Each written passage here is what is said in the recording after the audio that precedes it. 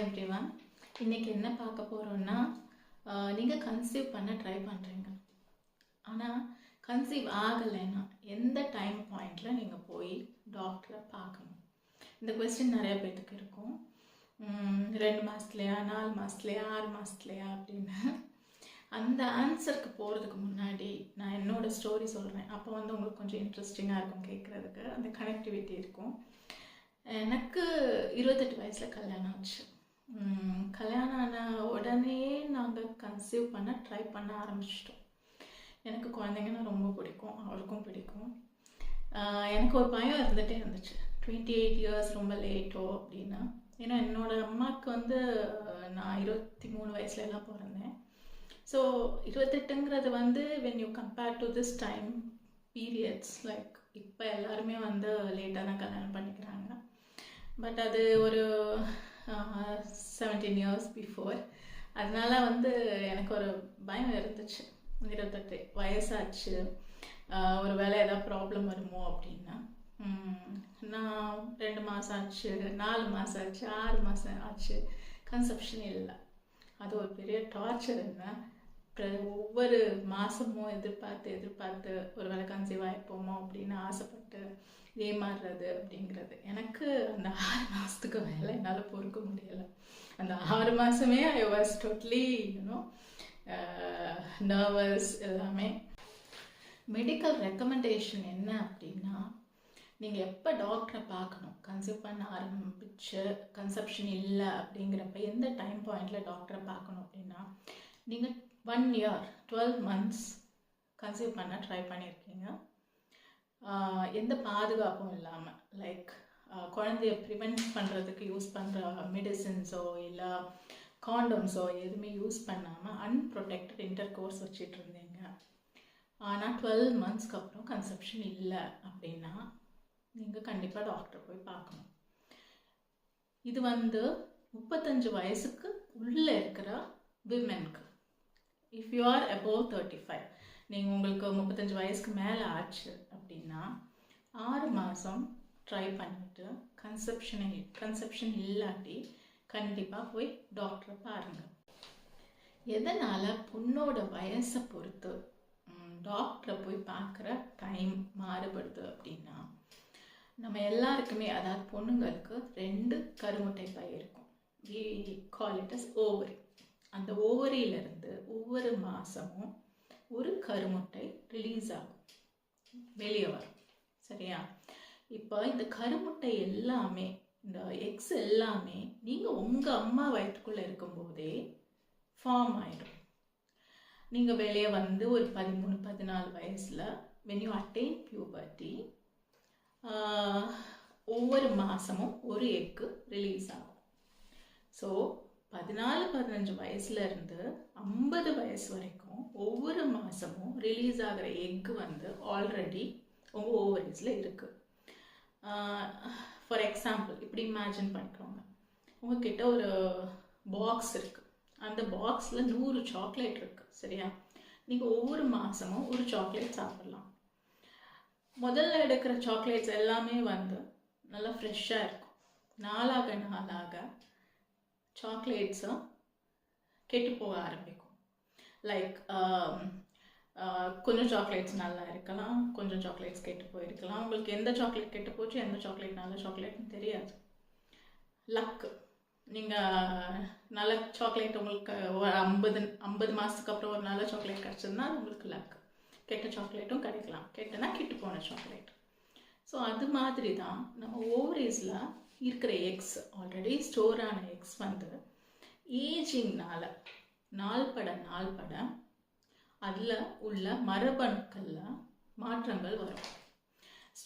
எதை ஸ்டோர் பண்ணாலும் அது கெட்டு போகும். கெட்டு போகணும்னா நீங்கள் உடனே ரொம்ப மோசமான விஷயமா நினைக்க வேணாம். அந்த ability of the egg to produce a healthy baby கம்மியாகும். இப்போ நீங்கள் 23 வயசில் நீங்கள் 4 மாதத்தில் கன்சீவ் ஆனீங்கன்னா, அதே நீங்கள் 30 வயசுக்கு மேலே ட்ரை பண்ணால் கண்டிப்பாக 12 மாதமோ இல்லை அதுக்கு மேலேயோ ஆகலாம். இதே 40 வயசில் நீங்கள் ட்ரை பண்ணீங்கன்னா உங்களுக்கு கன்செப்ஷன் சான்ஸ் வந்து ரொம்ப ரொம்ப கம்மி, 10% தான். நீங்கள் 23 வயசில் 80% கன்செப்ஷன் சான்ஸு. ஆனால் 40 இயர்ஸ்க்கு மேலே உங்களுக்கு கன்செப்ஷன் சான்ஸ் வந்து 10% தான். கன்செப்ஷன் சான்ஸே 10%. அது வந்து to give a healthy baby அப்படிங்கிறது வந்து அந்த பர்சன்டேஜ் வந்து இன்னும் கம்மி. அதனால தான் 35 வயசில் நீங்கள் 6 மாதம் ட்ரை பண்ணி கன்சீவ் ஆகலை அப்படின்னா உடனே டாக்டரை பார்க்குறது நல்லது. ரீசன் இதுதான். ஏன்னா உங்களுக்கு ஆல்ரெடி ஏஜ் அதிகமாக இருக்குது. சப்போஸ் உங்களுக்கு எதாவது ஃபர்டிலிட்டி ப்ராப்ளம் இருக்குதுன்னு வச்சுக்கோங்களேன், அதுக்கு ட்ரீட்மெண்ட் எடுக்கிறதுக்கு நிறையா டைம் ஆகிறதுக்கு சான்ஸ் இருக்குது. So 35 and 40 years is not too far away. நான் ட்ரீட்மெண்ட் எடுக்க ஆரம்பித்து எனக்கு 8 வருஷத்துக்கு அப்புறம் தான் ஒரு குழந்தை கிடச்சிது. ஸோ இன்ஃபர்டிலிட்டி ட்ரீட்மெண்ட் வந்து அவ்வளோ ஹை சக்ஸஸ் ரேட்லாம் கிடையாது. இதை வந்து நிறையா பேருக்கு புரியறதில்ல. நீங்கள் 35 வயசில் 6 மாதத்துக்கு அப்புறம் டாக்டர்கிட்ட போக மாட்டாங்க. அப்புறம் என்ன ஆகும், முதல்ல அக்செப்ட் பண்ணிக்க மாட்டாங்க. நமக்கு ப்ராப்ளம் இருக்குமோ அப்படிங்கிற ஒரு அக்செப்டன்ஸ் வந்து யாருக்குமே வந்து ரொம்ப சீக்கிரம் வராது. நிறைய பேர் அதுக்கப்புறம் என்ன பண்ண ஆரம்பிப்பாங்க, ஒரு வருஷம் ட்ரை பண்ணுவாங்க, ஒரு வருஷத்துக்கு அப்புறம் கோயிலாக போயிட்டு வருவாங்க, வீட்டு வைத்தியம் பார்ப்பாங்க, கை வைத்தியம் பார்ப்பாங்க, அதுக்கப்புறம் ஆயுர்வேதா, ஹோமியோபதின்னு அப்படின்னு பார்ப்பாங்க. ஏன்னா அவங்களுக்கு இன்ஃபர்டிலிட்டி ட்ரீட்மெண்ட்ஸ் பற்றி தெரியாததுனால நிறைய ஊசியெல்லாம் போடுவாங்க, ஹார்மோன் இன்ஜெக்ஷன்லாம் போடுவாங்க. அப்படிங்கிற அந்த பயத்தினாலே நிறைய பேர் வந்து இப்படியே டைம் வேஸ்ட் பண்ணுவாங்க. ஸோ அந்த டைம் வேஸ்டேஜை தடுக்கிறதுக்காக தான் அந்த 6 மாதம், ஒரு வருஷம் நீங்கள் ட்ரை பண்ணிட்டு போவேனான்னு சொல்கிறதுக்கு ரீசன் வந்து அந்த 6 மாதம் டைம் பீரியட் கூட வந்து உங்கள் வயசை கம்பேர் பண்ணும்போது ரொம்ப ப்ரெஷியஸான டைம் பீரியட்.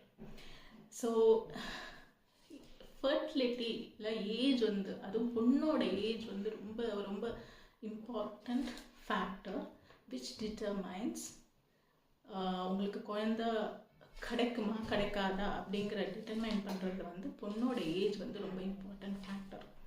அதனால தான் நீங்கள் வந்து 35 வயசுக்கு மேலே உங்களுக்கு ஆச்சு அப்படின்னா சீக்கிரம் போய் டாக்டரை பார்க்குறீங்க.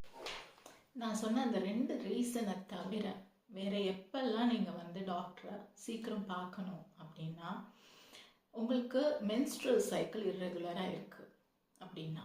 ஒரு நார்மல் மென்ஸ்ட்ரல் சைக்கிள் அப்படிங்கிறது வந்து லாஸ்ட் மென்ஸ்ட்ரல் சைக்கிளில் இருந்து 28 to 32 டேஸில் வரும்.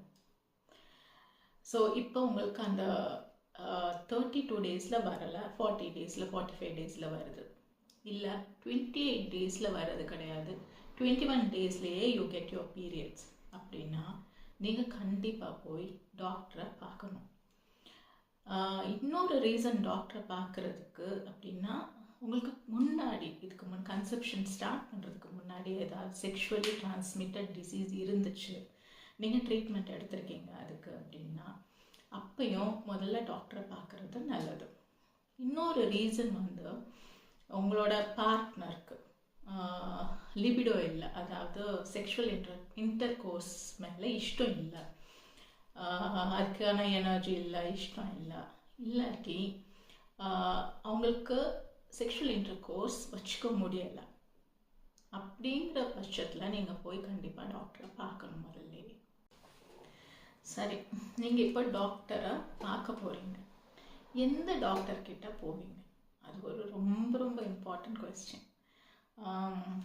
ஆயுர்வேத டாக்டர்கிட்டையா, இல்லை ஹோமியோபதி டாக்டர்கிட்டையா, இல்லை வீட்டு வைத்தியம் பார்ப்பீங்களா, இல்லை கைனகாலஜிஸ்ட்டை போவீங்களா, இல்லாட்டி இன்ஃபர்டிலிட்டி ஸ்பெஷலிஸ்ட்கிட்ட போவீங்களா? எந்த டாக்டர்கிட்ட நீங்கள் போவீங்கங்கிறது ரொம்ப ரொம்ப ரொம்ப இம்பார்ட்டண்ட் டெசிஷன். என்னை கேட்டால் நீங்கள் எந்த டாக்டர்கிட்ட போகணும் தெரியுமா? ஃபஸ்ட்டு இன்ஃபர்டிலிட்டி ஸ்பெஷலிஸ்ட் கிட்ட தான் போகணும். they are also called as reproductive endocrinologist. ஏன்னு நான் சொல்கிறேன், நான் வந்து 6 மாதத்துக்கு அப்புறம் ஃபஸ்ட்டு கைனகாலஜிஸ்ட் கிட்ட தான் போனேன். போனோன்னு அவங்க என்ன கேட்டாங்க அப்படின்னா, நீ வந்து டெம்பரேச்சர் எடுக்கிறியா, மாதம் மாதம் உன்னோட டெம்பரேச்சர் எடுக்கிறியா, உன்னோட டெம்பரேச்சரில் ஓவுலேஷனுக்கு அப்புறம் ப்ரொஜெஸ்ட்ரான் இன்க்ரீஸ்னால டெம்பரேச்சர் இன்க்ரீஸ் ஆகுதா, இதெல்லாம் நான் வந்து அதையும் பண்ணேன். ஸோ அவங்கக்கிட்ட அந்த கிராஃப் மாதிரி போட்டிருந்ததை எடுத்துகிட்டு போய் காமிச்சேன். இப்போ நிறைய ஃபர்டிலிட்டி ஆப்ஸ் இருக்குது, அதில் இந்த மாதிரி எல்லா காமெடியும் இருக்குது. ஸோ நீங்கள் வந்து ட்ராக் பண்ண முடியும் ஓவுலேஷனை, இல்லை ஓவுலேஷன் ஸ்டிக்ஸ் கூட இருக்குது, அப்படி இப்படின்னு நிறைய இருக்குது. என்கிட்ட கேட்டிங்கன்னா நான் என்ன அட்வைஸ் பண்ணுவேன் அப்படின்னா, தயவு செஞ்சு கன்சீவ் ஆக ட்ரை பண்ணும்போது இந்த வேலை எதுவுமே பார்க்காதீங்க. ஃபர்டிலிட்டி ஆப்ஸ் யூஸ் பண்ணாதீங்க, உங்கள் ஓவுலேஷனை ட்ராக் பண்ணாதீங்க. நீங்கள் பண்ண வேண்டியதெல்லாம் நிறைய love. So make as much as love possible. Stress இல்லாமல் இருங்க. ஏன்னா அந்த ஸ்ட்ரெஸ் வந்து it is not going to change anything. உங்களுக்கு ஹெல்ப் பண்ண போகிறதில்ல. இந்த பொண்ணு ரொம்ப ஸ்ட்ரெஸ்ஃபுல்லாக இருக்குது, அதனால் சீக்கிரம் கன்சீவ் ஆக ட்ரை பண்ணலாம், உங்கள் பாடி எதுவுமே ஹெல்ப் பண்ண போகிறதில்ல. நான் ஸ்ட்ரெஸ் வந்து உங்கள் பாடி கன்செப்ஷனை ப்ரிவெண்ட் பண்ணணும்னு நான் சொல்லவே மாட்டேன். ஸ்ட்ரெஸ் எல்லாம் கன்செப்ஷன்லாம் ப்ரிவெண்ட் பண்ணாது. ஏன்னா அப்படி நீங்கள் யோசிச்சிங்கன்னா வார் ஜோனில் இருக்க பொம்பளைங்கள்லாம் வந்து கன்சீவ் ஆகவே மாட்டாங்க. ஸோ ஸ்ட்ரெஸ்ஸுக்கும் கன்செப்ஷனுக்கும் சம்மந்தம் இல்லை. அடுத்தது கைனகாலஜிஸ்ட் என்ன பண்ணுவாங்கன்னா, உங்களை ஓவுலேஷனை மானிட்டர் பண்ணணும்னு சொல்லுவாங்க.